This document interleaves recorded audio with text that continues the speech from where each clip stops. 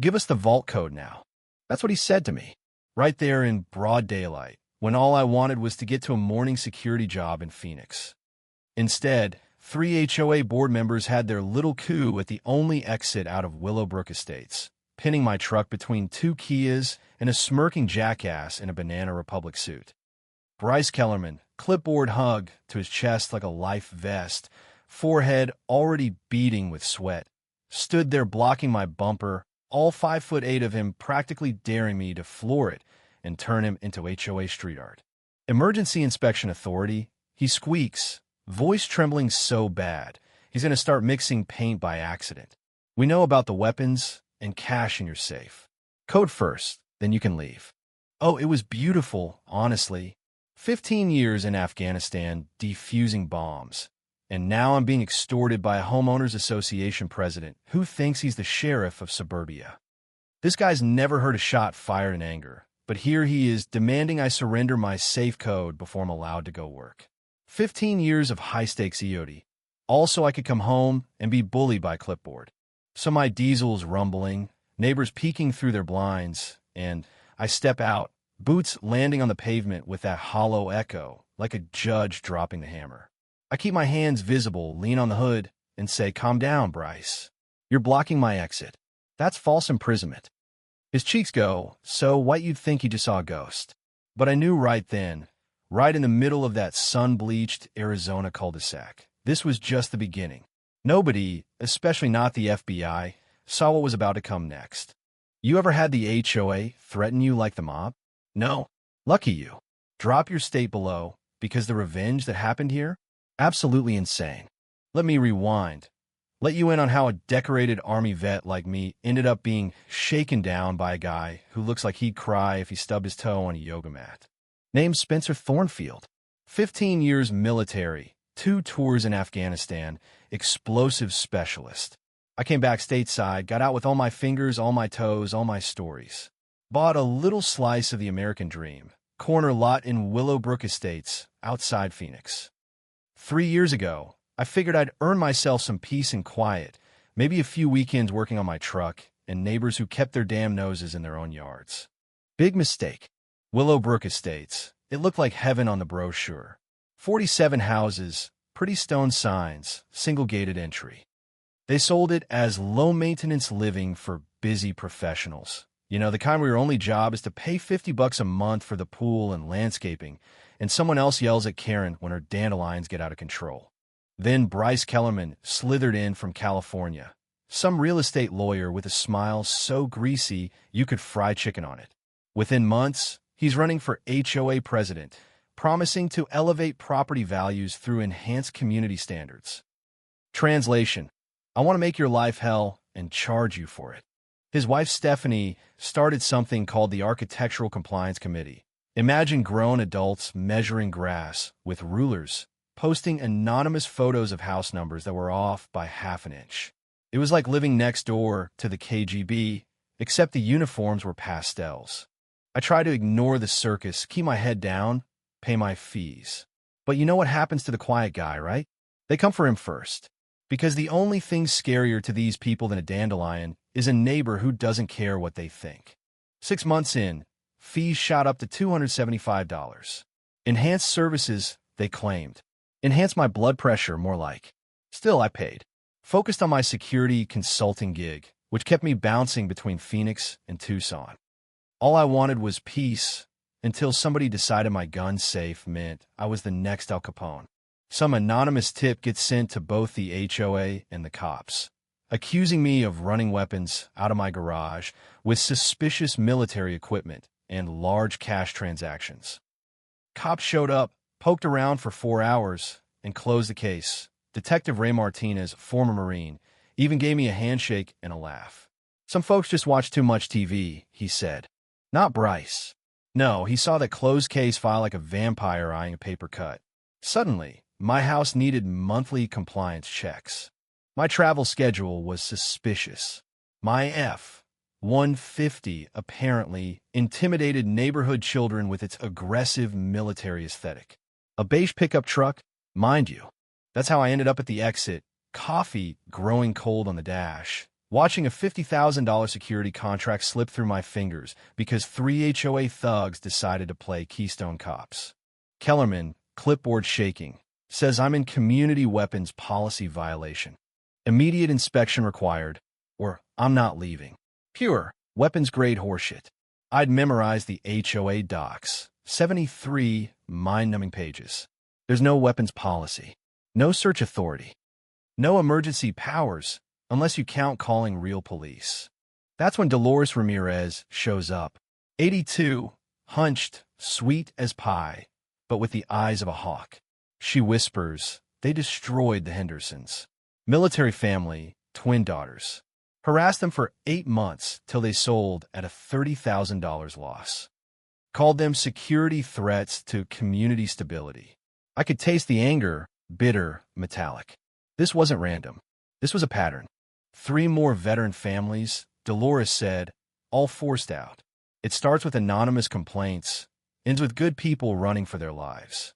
I looked at her, looked at my house, my so-called prime real estate, and something just snapped. I went full military mode. 3 days after the exit blockade, I get back from a run and find 3 pro-grade security cameras pointing at my yard. Red lights blinking like angry robot eyes in the sunrise. I confronted Kellerman, who clutched his clipboard like a crucifix, and said, anonymous members have ongoing security concerns, right? Like drinking coffee on my porch is plotting a coup. Over the next week, it got worse. Board members circling my house 8 times a day, snapping photos, jotting notes, documenting every time I left, as if they thought I was going to tunnel out like Andy Dufresne. Then Bryce started tailing me himself, snapping pictures at red lights like some diet private eye. I'd had enough. 15 years of Army EOD teaches you more than how to take apart bombs. You learn surveillance, counter-surveillance, how to turn paranoia into a weapon. I installed my own security network. Night vision, motion sensors, audio recording. Everything by the book, but about 10 times more sophisticated than anything these jokers could imagine. Then I got in touch with my old Army intelligence buddies. Little known fact, by law, every HOA member could demand to see the books, every receipt, every transfer. If the board refuses, the state launches an investigation. It's a nuclear option most folks don't even know about. So I filed my records request, and I called the HOA insurance about the illegal cameras, violated the liability policy. Remove them in 72 hours, or we cancel coverage, they told Kellerman. No insurance, no HOA. Simple math. Then the real kicker. My contacts dug up everything about Bryce. Suspended law license in Nevada for client fund misappropriation. Practicing in Arizona without proper registration. And this was the cherry, $47,000 in HOA payments to Kellerman Property Consulting LLC, a business that existed only in his imagination. He was siphoning off community money to line his own pockets. That's when Dolores introduced me to Janet Holbrook, retired teacher, veteran at fighting bureaucratic scumbags. She spread documents across her kitchen table, coffee steaming. He's done this before, she said. Military families targeted for complaints, forced to sell, buyers connected to his shell companies. This wasn't bad management. It was organized fraud, with my corner lot as the next victim. So, one night in the American Legion Hall, fluorescents buzzing overhead, I laid out every shred of evidence in front of 24 neighbors. Photos, receipts, surveillance footage, the whole 9 yards. The mood flipped from skeptical to furious in minutes. We got enough signatures for an emergency recall, enough proof for criminal charges, and enough angry homeowners to start our own neighborhood watch. That's when Bryce made his fatal mistake. He thought veterans made easy targets because we follow rules. But we also know how to organize, investigate, and fight back. He doubled down, launching a smear campaign. Flyers everywhere. Dangerous veteran hoarding weapons. Protect our children. According to him, I was John Wick and Walter White rolled into one, running a PTSD-driven armed cartel. The man needed less Netflix and more common sense. Then, one morning, I lost a $75,000 contract. My client called, said they'd received concerning information about ongoing federal investigations into your activities. I knew exactly where it came from. Enough. It was time to bring out the big guns. My team dug deeper, turned up 3 more HOA fraud schemes in California and Texas, all sealed away. Every record told the same story. Fake emergencies, rising fees, targeted harassment, forced sales, and shell companies swallowing up the homes. The money trails matched up with military families leaving in distress. Then, Janet found the smoking gun. Utility records, construction plans, and permits all filed weeks before the latest emergency repairs. Every so-called crisis, strategically created to force a sale, always followed by Kellerman's Brothers Construction Company swooping in. The scale of it was breathtaking. Every emergency, every property loss, every dollar skimmed off.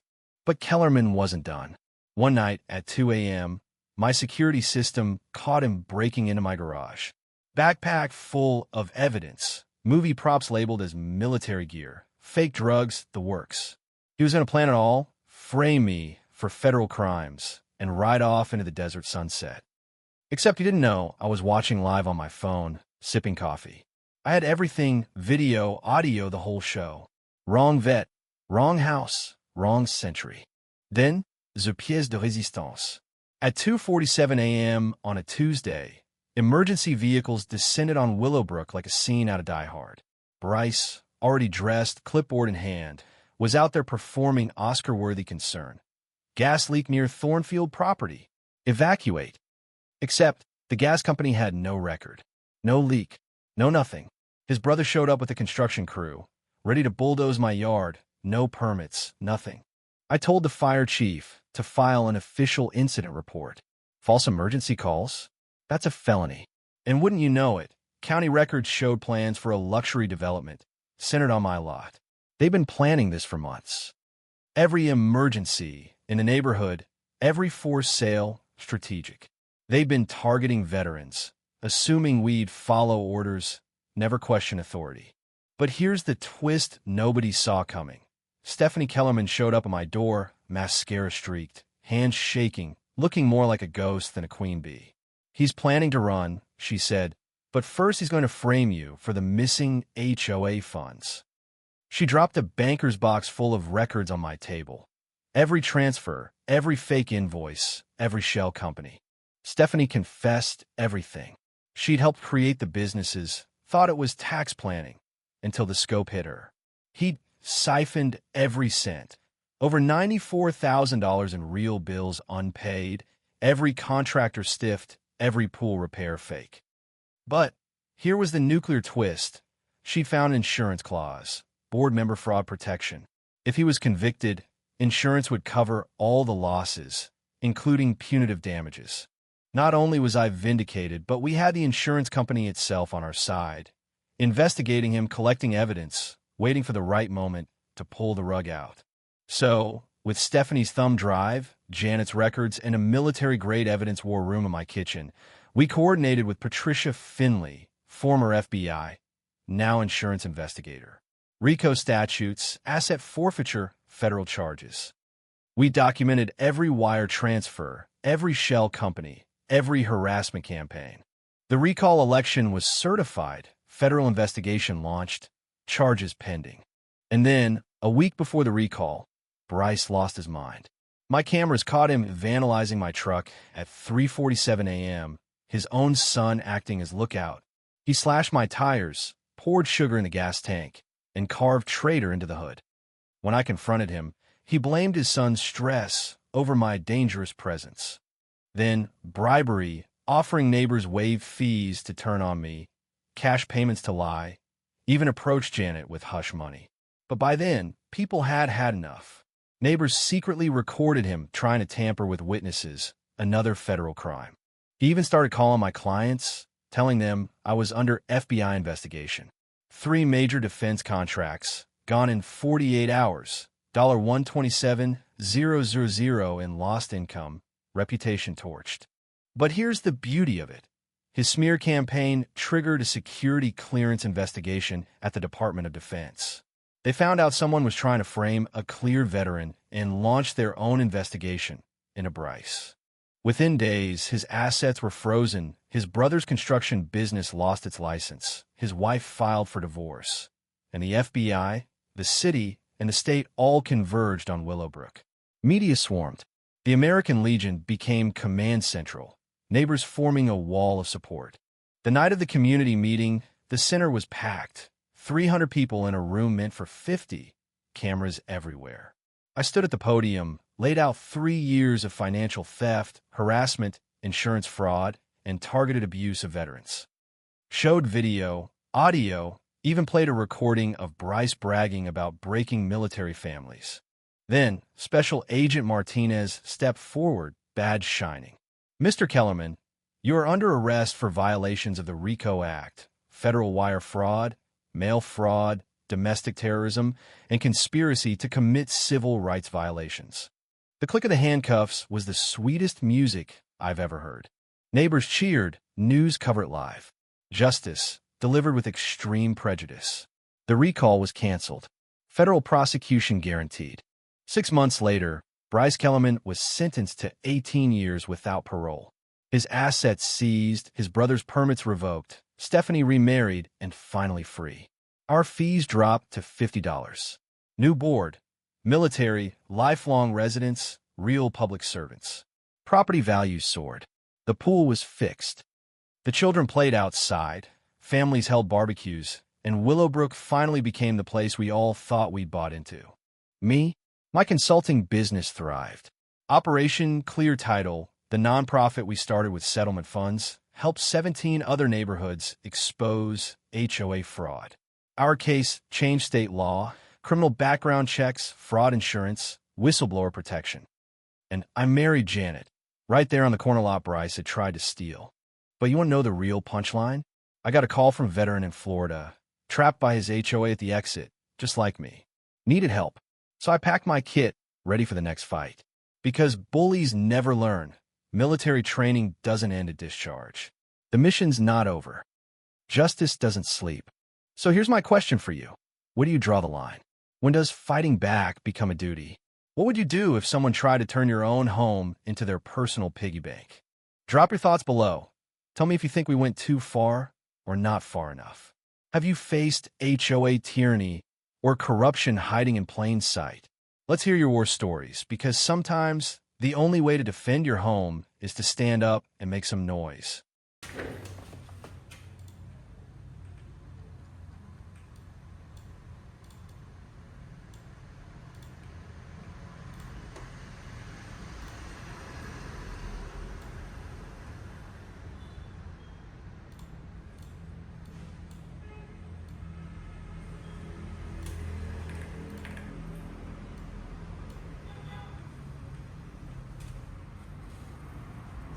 Cảm ơn tất cả các bạn đã xem video.